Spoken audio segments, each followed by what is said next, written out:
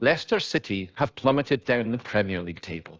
This decline and fall has been made more dramatic by the fact that the club had enjoyed such a startling ascent, winning the Premier League in 2016 and enjoying the riches that result from appearing in the Champions League. What's gone wrong?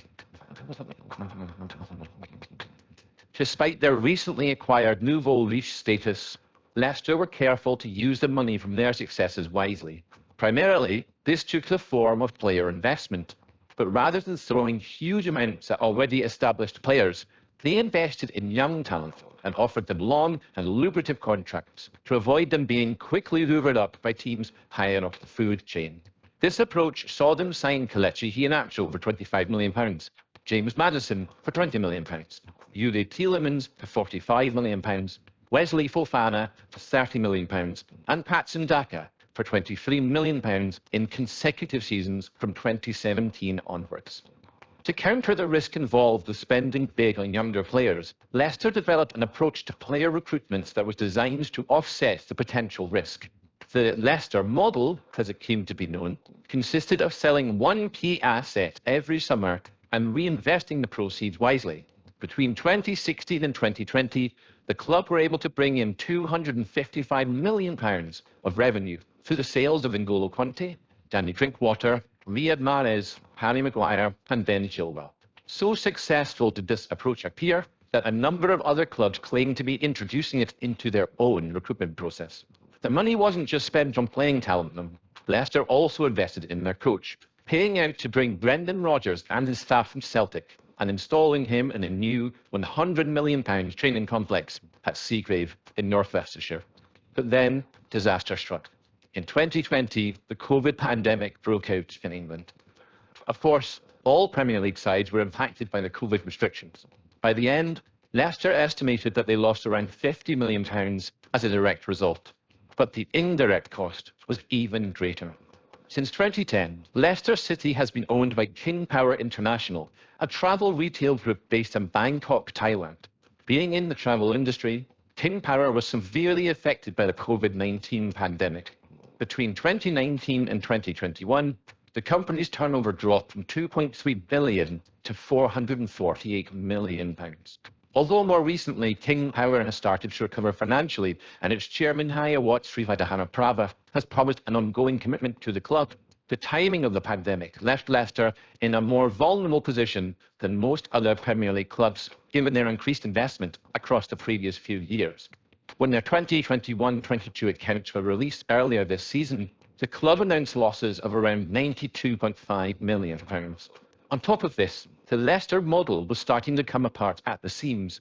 Having committed players to long, lucrative contracts, Leicester's wage bill had grown from £122.4 million per year in 2019 to £182 million per year in 2022.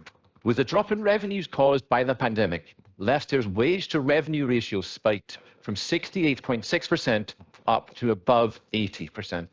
And whereas before Leicester had been able to make up the financial difference by selling their best players in the summer, these sorts of sales were starting to decrease in frequency. Although they did manage to pick up £70 million from Chelsea for Wesley Fofana, the club has failed to capitalise on Youri Tielemans and James Maddison. A subtle change in the recruitment approach also occurred after Brendan Rodgers joined the club. Where previously the model had been investment in young talent, it now seemed like the recruitment was strained towards bringing in more established players.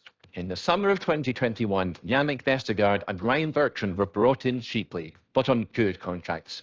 Neither has proven to be a good signing, nor promises any real resale value. Where the Leicester model was set up to encourage a cycle of value generation and reinvestment, at the point where they needed to fall back on the model, the club had ended up losing their nerve.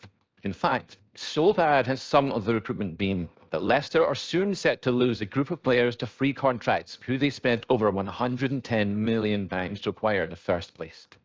Of course, player value is always linked to performances on the pitch, and this is another area where the failure of recruitment has come to hurt Leicester in recent seasons.